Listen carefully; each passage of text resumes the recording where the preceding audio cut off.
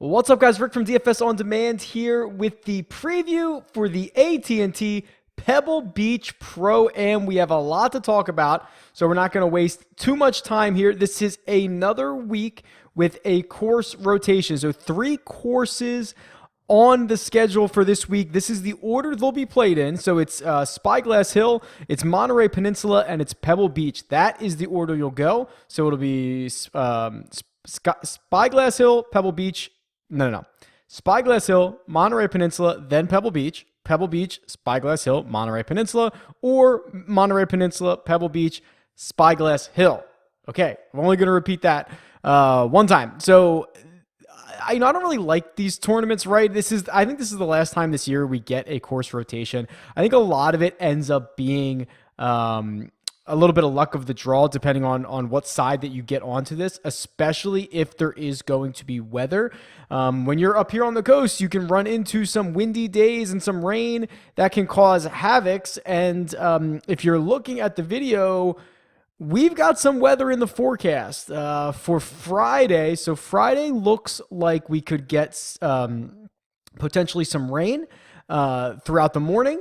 Wind gusts kicking up. Saturday morning might not be great, but Friday looks like the worst day here. So as this gets closer, we're going to try to figure out who this benefits. So I highly encourage you to follow me on Twitter at DFS On Demand, where I will keep track of the weather, see if there's a benefit here, and tweet out anything that I find. So that's highly recommended for this week. Also, keep in mind, you're guaranteed to get 3 rounds because everyone is going to play all 3 courses, but then you're going to have a top 60 and ties cut, not a top 70. So not only do you have the full field, they're going to play 3 rounds, which is great, but then only 60 and ties are getting through. So keep that in mind because there's also a pro-am aspect to this. If you're following along, these rounds are going to take forever. They're just going to be really long. A lot of amateurs out on the course this week. All right, so let's turn our attention to this week's cheat sheet. Everything you see from here on out is available on dfsondemand.com, and we've got 5 guys over $10,000. They are Dustin Johnson, Jason Day, Tony Finau, Tommy Fleetwood, and Matt Kuchar. I think there are a few interesting notes about these guys. Everyone will tell you, and I completely agree with this, DJ should be the highest priced golfer, right? He's 11,400. He is coming off a win in Saudi Arabia. He had a 4th at the Tournament of Champions, which is the last time he teed it up on the PGA Tour. And he has absolutely dominated Pebble Beach and this tournament in the past. He has 6 top 5 finishes in the last 10 years, including a win and a playoff loss last year. So that win was in 2010. Just absolutely elite. Everybody knows it. That's not wrong. What I think will go underlooked here, or I'm sorry, I should say overlooked, is Jason Day with potential to be under-owned. $10,900, you get a $500 discount, and Jason Day is basically coming in very similar form, which is a 5th place at the Farmers, a 13th at the Tournament of Champions, an 11th at the WGC, a 5th at the CJ Cup. Like, those are his last 4 starts. And then his course history is just as elite. Basically, if Dustin Johnson wasn't in the field, Jason Day might have won this a couple of times, right? So Jason Day has 5 top 11s in the last 6 years. DJ has 6 top 5s in the last 10 years, right? So, I mean, it's just 2 guys with really, really elite course history here, and one is $500 cheaper. So I don't know. It's very early. I don't know how this is going to shake out as far as ownership goes, if one of these guys is going to end up being more popular. But I think these 2 guys here, DJ and Jason Day, are a very compelling situation that we have this week that we're going to have to see how it plays out. I love both of them. Finau, so misses the cut as uber chalk last week, gets back to a place where he's had better success. Last week was his, 4 straight missed cuts now at the Waste Management. I wonder how many jaded owners there's going to be. That could be something to look at. Couple other guys I want to point out here. Jordan Spieth at $9,400 is still too little. He flashed it at the Farmers, right? He jumped out to a low round on Thursday, kind of faded a bit, but finished 35th. And if you're looking for course history, again, like you'll notice there's plenty of guys with elite course history here. Phil Mickelson's one of them. Jordan Spieth is another. He won it 2 years ago. He has 3 top 10s in the last 5 starts. Never finished outside of 22nd here. So Spieth at 9,400, just still too low, and we were starting to see flashes of it. I'm going to stay away from Adam Scott. It's not necessarily a knock against him. It's that he's played here once. He missed the cut. It's that we've had a couple of weeks now, 2 weeks he didn't play the Waste Management, where the industry is just allowed time for his price to go up, honestly. So he goes from like 7,700 or whatever he was at the Farmers to 92, which seems a bit bold. Same thing for Ches Reavie, but I can make a little bit of a better case for Ches, right? So Ches now up to 9,000. I think Brandon Grace, with that very public second place finish where he almost overpassed took over Ricky Fowler on Sunday at the Waste Management. I think a lot of players or a lot of owners are going to say, oh, just plug in Grace here. It might be a little wet. That's his type of tournament. But Reavie, on the other hand, now a 4th at the Waste Management, a 3rd at the Sony, and finished 2nd here last year, playing the best we've seen him play in probably 18 months. That to me is a better $9,000 spent than maybe someone like Brandon Grace. We'll go quickly here because I do want to go to the key stats a little bit. And before I forget, I didn't have, at time of recording this, I did not have the Vegas odds or the win percentages or the projected ownership available. So keep an eye out for that. I'll update this sheet when I have access to it. Jason Kokrak, I don't know if I tweeted this, but I was looking it up. He's not got 3 straight top 20s coming into this. I think he's had 3 straight top 20s one other time in his career, or at least in the last 5 years as I was going back and looking through this. So to see Kokrak still only $8,500, has had plenty of good success here in the past. This is the West Coast swing is kind of his opportunity. I don't think he can win this, but I think you could do much worse than Kokrak at 8,500. There's something a little interesting about Russ Henley. Played well last week with a 15th place finish. Finished 15th here last year. And Henley, okay, so a little bit more about Pebble Beach and these 3 courses in general. But Pebble Beach specifically, the shortest course on the tour. You do not need to bomb it. You really can't bomb it. You have to be a little bit more clinical. And then they have the smallest greens. I think they're only about 3,500 square feet. And Henley is the type of guy who can absolutely throw darts and kind of do it in bunches. So he could get scorching hot. Played well last week, has played well in the past here. That's someone who, kind of jumped off the screen at me a little bit when I saw that he was only, where was he? $7,600. That's a pretty good price.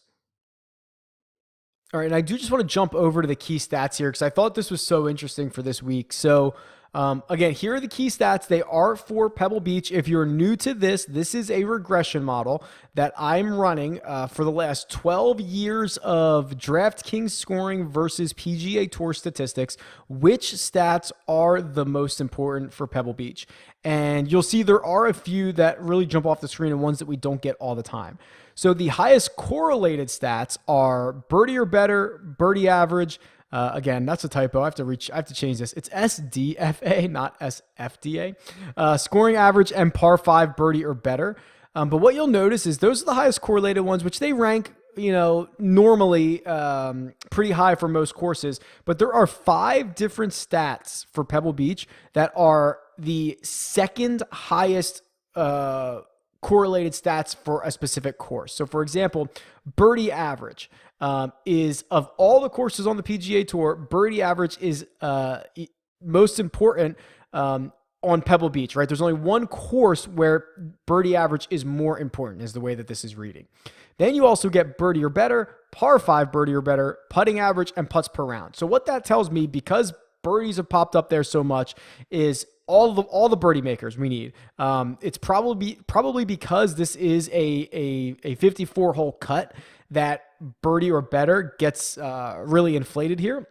And then also putting, when you have these small, difficult greens, you need putters. So it's really like a very focused two stats that we're looking at here, or two groups of stats. So let's go through this. I'm just going to sort by some of these stats and see what we can find. So here's the birdie or better leaders. Phil Mickelson, no surprise, he has found success here. He's averaging, or he's birding or better, I guess, 30% of the holes this year, which is the best in this field at the moment. Cameron Champ is second. Matt Every is third, only $6,200. Then it's Jason Day and Matt Kuchar rounding out the top 5 for this season. So Jason Day, the top guy in this category, Kuchar's right behind him, but the top guy in this category, over $10,000. And remember, Day played the Farmers. Kuchar has played an easier schedule here. So what we'll look to do at the future is we'll kind of adjust these stats a little bit, right? I'm more impressed with Jason Day birdie average or birdie or better if he's playing the Farmers, for example, as opposed to someone who might just be playing, the Desert Classic, the Sony Open, the really low. What am I trying to say here? Like lowest winning scores on tour, right? Where you're going to be 30 under par. So we might just weigh some of these stats moving forward. But for now, birdie or better, those are your leaders. If you go down to the next group, Dominic Bozzelli, kind of a West Coast swing type of player, Siwoo Kim, Ryan Palmer, Taylor Gooch, and Tony Finau round that out. If we go to par 5 birdie or better, we might see some of the same names here. This is actually led by Matt Every. I don't know if you'll convince me to play Matt Every, but he does. Wow. I mean, $6,200. He does show up pretty well. What has he done this year? Let's jump back over here. This is obviously, I have not seen. So Every has played one tournament. It was the RSM, right? The RSM at the end of last year. Finished 15th. Has not made the cut here in 5 years, but he only played it 3 times, 3 straight missed cuts. This would be a really deep flyer for me, but if you wanted to throw a dart, just scrolling through this, Matt Every does pop up quite a bit. Adam Scott, Dominic Bozzelli, Cameron Champ, and Matt Kuchar destroying par 5s. Some of those guys are really no surprise. And then we will look at, we can look at a couple of different stats here. Let's look at SDFA. This generally is going to be your best players. And again, it is. It's Cantlay, Kuchar, Finau, Day, and Mickelson are your top 5. Every shows up again here in 7th. This is kind of wild.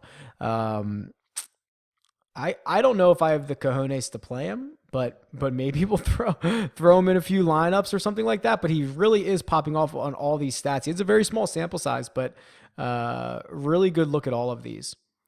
Putts per round. So obviously we want lower putts per round. Here we go. Phil and Jordan Spieth are 2 and 3 here. So again, guys that we're trying to make a core out of, guys that are, these are kind of 2 different situations. Phil can get you there scoring just by a lot of birdies. He can make some eagles. Spieth, you expect to be providing more of his finishing position in relation to his DraftKings scoring. You're looking for that finishing position bonus more often, but both of them putting well, or I shouldn't even say putting well. I should say have fewer putts per round than the rest of this field here. And then what I did is I also wanted to throw in just the regular strokes gained stats because I did want to look at strokes gained approach. Because these greens are so small at Pebble, I thought it was worth looking at this. So here is where you get guys like Taylor Gooch leading the way, Ches Reavie in second place, Chesson Hadley, Garrigus, Adam Scott. So there's some value if you're looking for a specialist. And if you want a specialist this week, you should probably get an approach player or you should probably get a putter. So let's flip to strokes gained putting. And here's where Jason Day kind of pops again. He's 6th on this list, and he's the only guy over, $8,000 in the first 8 names or something like that. Adam Scott does show up a lot. The only knock I have against Adam Scott is that his price is up to $9,200 and he's going to be really, really popular. That's really the only knock against him. Otherwise, he would seem like another pretty good play here. So as you can probably tell, my core will revolve a bit around Day. It will be Day or DJ, I guess. I mean, however this ends up shaking out when I start creating lineups, how difficult it's going to be to get DJ in compared to Jason Day. But we'll circle around Day. We'll circle around Spieth. We'll probably go with like Reavie over Grace if we have to go in that place. Coke Rack at 8,500. We'll probably have some Henley. We'll probably have, if we were really feeling frisky for like 2 lineups out of 20, or maybe even 1 lineup out of 20, we might go get someone like Matt Every, which would be really, really far down the list. Birdie makers are Palmer, Gooch, Killer Keith Mitchell again. There's some decent names down here. So I don't know how difficult it's going to be to make lineups, but highly suggest that we check back in on the weather, focus on birdie makers, and we'll see what's going on for the rest of the week. So follow me on Twitter. Highly encourage it. If you have any questions, concerns, comments about this, tweet me. It's at DFS On Demand, or leave a comment below. Talk to you guys later.